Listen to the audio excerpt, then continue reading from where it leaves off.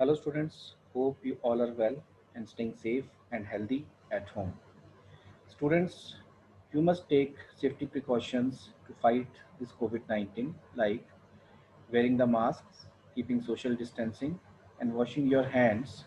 for again and again using sanitizers. So our next machine is laser beam machining. This is another type of modern machining method which is used to remove the material. So laser beam machining ਹੁੰਦੀ ਕੀ ਹੈ? Laser means light amplification stimulated emission of radiation. Actually laser beam machining ਦੇ ਵਿੱਚ ਕੀ ਹੁੰਦਾ ਹੈ? Electrical energy ਆਪਾਂ ਜਦੋਂ supply ਦਿੰਦੇ ਆ that converts into the light energy and that light energy converted into the thermal energy which is used to remove the metal from the workpiece. ਮਤਲਬ ਆਪਾਂ electrical energy ਦਿੱਤੀ, electrical energy change ਹੋਈ light energy ਦੇ ਵਿੱਚ और light energy जी है that is change into the thermal energy और उस थर्मल एनर्जी ने मटीरियल नू रिमूव कर दिता मतलब आप एक लेजर बीम ऑफ लाइट आप यूज़ की so to melt the material from the work piece requirements की है लेजर बीम प्रोसैस दी सानू पावर सप्लाई चाहिए सानू लैंप्स चाहिए क्रिस्टल इज रिक्वायर्ड सरफेसिस एक सानू टोटल रिफ्लैक्टेड सरफेस चाहिए ਤਾਂ ਜੋ ਸਾਡੀ ਜਿਹੜੀ ਲਾਈਟ ਹੈ ਉਹ ਬਾਹਰ ਨਾ ਜਾਵੇ ਪੂਰੀ ਤਰ੍ਹਾਂ ਅੰਦਰ ਰਹੇ ਔਰ ਇੱਕ ਪਾਰਸ਼ਲ ਰਿਫਲੈਕਟਡ ਸਰਫੇਸ ਚਾਹੀਦਾ ਜਿਹਦੇ ਵਿੱਚੋਂ ਅਸੀਂ ਲਾਈਟ ਨੂੰ ਪਾਰਸ਼ਲੀ ਅਸੀਂ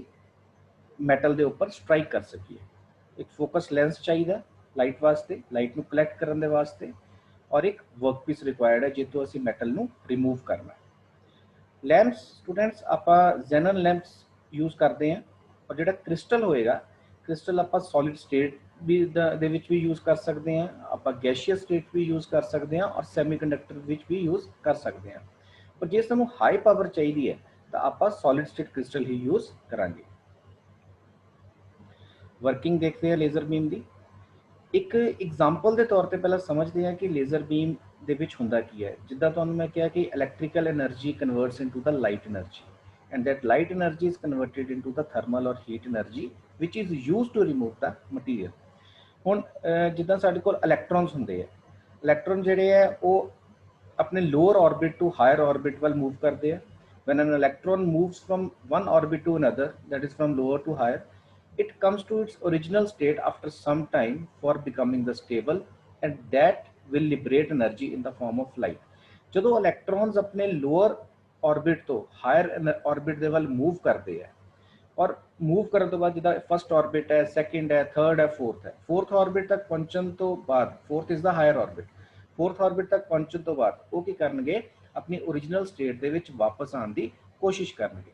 ਜਦੋਂ ਓਰੀਜਨਲ ਸਟੇਟ ਦੇ ਵਿੱਚ ਵਾਪਸ ਆਉਣ ਦੀ ਕੋਸ਼ਿਸ਼ ਕਰਨਗੇ ਤਾਂ ਸਟੇਬਿਲਿਟੀ ਜਦੋਂ ਹੋਏਗੀ ਤਾਂ ਉਹ ਬਹੁਤ ਜ਼ਿਆਦਾ એનર્ਜੀ ਨੂੰ ਲਿਬਰੇਟ ਕਰਨਗੇ in the form of light ਔਰ ਇਹ ਜਿਹੜੀ એનર્ਜੀ ਹੋਏਗੀ this is used to remove the material from the workpiece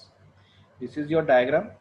ਇਹਦੇ ਵਿੱਚ ਪਾਵਰ ਸਪਲਾਈ ਦਿੱਤੀ ਗਈ ਹੈ these are the lamps this is first lamp this is second lamp so these are the xenon lamps and this is the crystal this is the solid crystal और ये साडा focal lens है साडा workpiece है ਜਿਹੜਾ fixture ਦੇ ਉੱਪਰ ਲਾਈ ਕਰਦਾ ਪਿਆ ਹੁਣ ਜਿਹੜਾ ਉੱਪਰ ਵਾਲਾ ਸਰਫੇਸ ਹੋਏਗਾ ਇਹ ਵਾਲਾ surface this will be the total reflected surface and this will be the partial reflected surface ਹੋਏਗਾ ਕਿ ਇਹ ਜਿਹੜਾ ਕ੍ਰਿਸਟਲ ਹੈ ਸੋਲਿਡ ਕ੍ਰਿਸਟਲ ਆਪਾਂ ਰੂਬੀ ਕ੍ਰਿਸਟਲ ਯੂਜ਼ ਕਰਾਂਗੇ ਰੂਬੀ ਕ੍ਰਿਸਟਲ ਦੇ ਵਿੱਚ ਆਪਾਂ ਕੀ ਕੀਤਾ ਕ੍ਰੋਮੀਅਮ ਆਕਸਾਈਡ ਦੀ ਡੋਪਿੰਗ ਕੀਤੀ ਹੈ ਹੁਣ ਕ੍ਰੋਮੀਅਮ ਆਕਸਾਈਡ ਦੀ ਡੋਪਿੰਗ ਦੇ ਨਾਲ ਉਹਦੇ ਵਿੱਚ ਇੰਪਿਊਰਿਟੀਜ਼ ਹੋਣਗੀਆਂ ਜਦੋਂ ਇਲੈਕਟ੍ਰਿਕ ਸਪਲਾਈ ਇਹਨਾਂ ਲੈਂਪਸ ਨੂੰ ਮਿਲੀ ਉਹ ਇਲੈਕਟ੍ਰਿਕ ਸਪਲਾਈ ਨੇ ਕੀ ਕੀਤਾ ਇਥੋਂ ਲਾਈਟ એનર્ਜੀ ਆਏਗੀ ਉਹ ਜਿਹੜੀ ਲਾਈਟ એનર્ਜੀ ਹੋਏਗੀ ਉਹ ਕ੍ਰੋਮੀਅਮ ਆਕਸਾਈਡ ਦੀ ਜਿਹੜੀਆਂ ਇੰਪਿਊਰਿਟੀਜ਼ ਹੋਣਗੀਆਂ ਕ੍ਰੋਮੀਅਮ ਆਕਸਾਈਡ ਦੇ ਜਿਹੜੇ ਐਟਮਸ ਹੋਣਗੇ ਉਹ ਕੀ ਕਰਨਗੇ ਉਹਨਾਂ ਨੂੰ ਐਕਸਾਈਟ ਕਰੇਗੀ ਉਹ lower to higher orbit energy level ਦੇ ਵੱਲ ਜਾਣਗੇ ਜਦੋਂ ਲੋਅਰ ਤੋਂ ਹਾਇਰ ਆਰਬਿਟ ਦੇ ਵੱਲ ਜਾਣਗੇ ਤੇ ਕੁਝ ਟਾਈਮ ਤੋਂ ਬਾਅਦ ਸਟੇਬਲ ਹੋਣਗੇ ਸਟੇਬਲ ਹੋਣ ਤੋਂ ਬਾਅਦ ਜਦੋਂ ਵਾਪਸ ਆਪਣੀ ਲੋਅਰ ਆਰਬਿਟ ਦੇ ਵੱਲ ਆਣਗੇ ਜਾਂ ਸਟੇਬਲ ਹੋਣਗੇ ਤਾਂ they will come back in the form of the visible light ਉਹ ਲਾਈਟ ਦੇ ਰੂਪ ਦੇ ਵਿੱਚ ਆਣਗੇ ਔਰ ਉਹ ਜਿਹੜੀ ਹੋਏਗੀ ਉਹ એનર્ਜੀ ਨੂੰ ਲਿਬਰੇਟ ਕਰੇਗੀ ਸੋ ਜਦੋਂ ਸਟੇਬਿਲਿਟੀ ਆ ਗਈ ਲਾਈਟ ਦੀ ਫਾਰਮ ਦੇ ਵਿੱਚ ਉਹ ਜਦੋਂ ਐਟਮਸ ਆਏ ਉਹ ਕੀ ਹੋਏਗਾ, ਹੁਣ ਇੱਥੇ ਪੂਰੀ ਤਰ੍ਹਾਂ ਟੋਟਲ ਰਿਫਲੈਕਟਡ ਸਰਫੇਸ ਹੈ, ਉਹ ਜਿਹੜੀ એનર્ਜੀ ਹੋਏਗੀ that will not go outside from this portion. ਜਦੋਂ ਇਸ ਪੋਰਸ਼ਨ ਤੋਂ ਬਾਹਰ ਨਹੀਂ ਜਾਏਗੀ ਤਾਂ ਉਹਦੇ ਕੋਲ ਆਹ ਵਾਲਾ ਸਰਫੇਸ ਹੈ, ਦਿਸ ਇਜ਼ ਦਾ ਪਾਰਸ਼ੀਅਲ ਰਿਫਲੈਕਟਡ ਸਰਫੇਸ। ਔਰ ਉਹ ਹੋਰ ਇਸ ਤੋਂ ਸਿਵਾ ਕੀ ਕਰੇਗਾ, ਉਹ ਜਿਹੜੇ ਬਾਕੀ ਐਟਮਸ ਇਹਦੇ ਵਿੱਚ ਲਾਈ ਕਰਦੇ ਆ ਉਹਨਾਂ ਦੇ ਵਿੱਚ ਵੀ ਐਕਸਾਈਟੇਸ਼ਨ ਨੂੰ ਇਨਕਰੀਜ਼ ਕਰ ਦੇਗਾ। ਸੋ ਐਟਮ ਸਾਰੇ ਐਕਸਾਈਟ ਹੋ ਗਏ,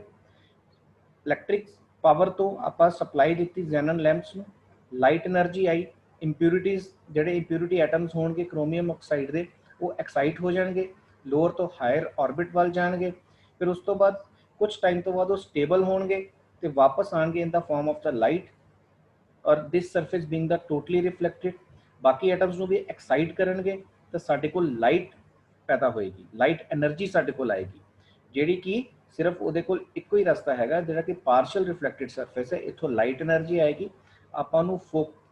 ਨੂੰ ਫੋਕਸ ਕਰਾਂਗੇ, ਉਹਨੂੰ ਫੋਕਸ ਕਰਕੇ ਅਸੀਂ ਵਰਕ ਪੀਸ ਦੇ ਉੱਪਰ ਆਪਾਂ ਲੈ ਕੇ ਆਵਾਂਗੇ ਤਾਂ ਸਾਡਾ ਜਿਹੜਾ ਮਟੀਰੀਅਲ ਹੋਏਗਾ that material can be removed. So that material can be removed. Advantages देख लेने हैं LBM process दिए। It can cut all the types of the materials, कोई भी तरह का मटीरियल होवे, एक्चुअली ब्रिटल मटीरियल्स के ऊपर भी ਆਪਾਂ ਕੰਮ ਕਰ ਸਕਦੇ ਹਾਂ, ਉਹਨਾਂ ਨੂੰ ਆਪਾਂ ਕੱਟ ਕਰ ਸਕਦੇ ਹਾਂ। No tooling cost as no tool is required, tool ਇਹਦੇ ਵਿੱਚ ਕੋਈ ਨਹੀਂ ਹੈਗਾ, ਸੋ ਟੂਲਿੰਗ ਦੀ ਕੋਸਟ ਨਹੀਂ ਹੋਏਗੀ,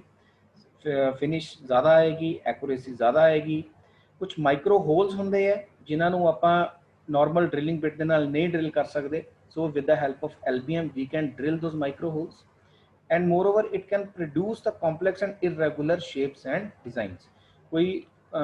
ਕਿਸੇ ਡਿਜ਼ਾਈਨ ਦੇ ਵਿੱਚ ਕੰਪਲੈਕਸਿਟੀ ਹੈ ਜਾਂ ਕੋਈ ਇਰੈਗੂਲਰ ਸ਼ੇਪ ਹੈ, ਉਹਨਾਂ ਨੂੰ ਵੀ ਆਪਾਂ LBM ਦੇ ਨਾਲ ਆਪਾਂ ਮਸ਼ੀਨਿੰਗ ਕਰ ਸਕਦੇ ਹਾਂ।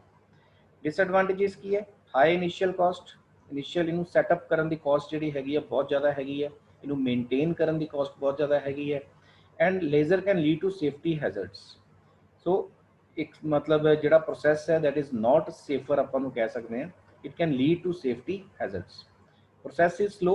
And it takes more time as compare to other processes. ਕਿੱਥੇ ਕਿੱਥੇ ਆਪਾਂ ਅਪਲਾਈ ਕਰ ਸਕਦੇ ਹਾਂ ਲੇਜ਼ਰ ਬੀਮ ਮਸ਼ੀਨਿੰਗ ਨੂੰ, ਆਪਾਂ ਸਮਾਲ ਹੋਲਸ ਨੂੰ ਡਰਿਲ ਕਰ ਸਕਦੇ ਹਾਂ ਜਿਨ੍ਹਾਂ ਦਾ ਡਾਇਆਮੀਟਰ 0.005 mm ਤੱਕ ਹੋਏ। It is also used in the drilling of both metals and non metals, ਦੋਨਾਂ ਵਾਸਤੇ ਆਪਾਂ ਯੂਜ਼ ਕਰ ਸਕਦੇ ਹਾਂ, ਚਾਹੇ ਉਹ ਮੈਟਲ ਹੋਵੇ ਚਾਹੇ ਨॉन ਮੈਟਲ ਹੋਵੇ। It is extensively used in electronic and automated industries. ਅੱਜ ਕੱਲ੍ਹ ਆਟੋਮੋਬਾਈਲ ਇੰਡਸਟਰੀਜ਼ ਦੇ ਵਿੱਚ, ਆਟੋਮੇਸ਼ਨ ਦੇ ਵਿੱਚ, ਜਾਂ ਮੈਂ ਕਹਾਂ ਇਲੈਕਟ੍ਰੋਨਿਕਸ ਦੇ ਵਿੱਚ, ਮੈਕਾਟ੍ਰੋਨਿਕਸ ਦੇ ਵਿੱਚ ਲੇਜ਼ਰ ਬੀਮ ਮਸ਼ੀਨ ਬਹੁਤ ਜ਼ਿਆਦਾ ਹੈਲਪਫੁਲ ਹੈ, ਯੂਜ਼ ਹੋ ਰਹੀ ਹੈ। ਐਰੋਸਪੇਸ ਇੰਡਸਟਰੀਜ਼ ਦੇ ਵਿੱਚ ਵੀ ਆਪਾਂ ਯੂਜ਼ ਕਰ ਸਕਦੇ ਹਾਂ, and it is used for making the complex design and shapes. So students, this was the laser beam machining method, another type of non-conventional machine. Hope you have understood. Thank you. In the next lecture we will be doing another type of machine. Thank you.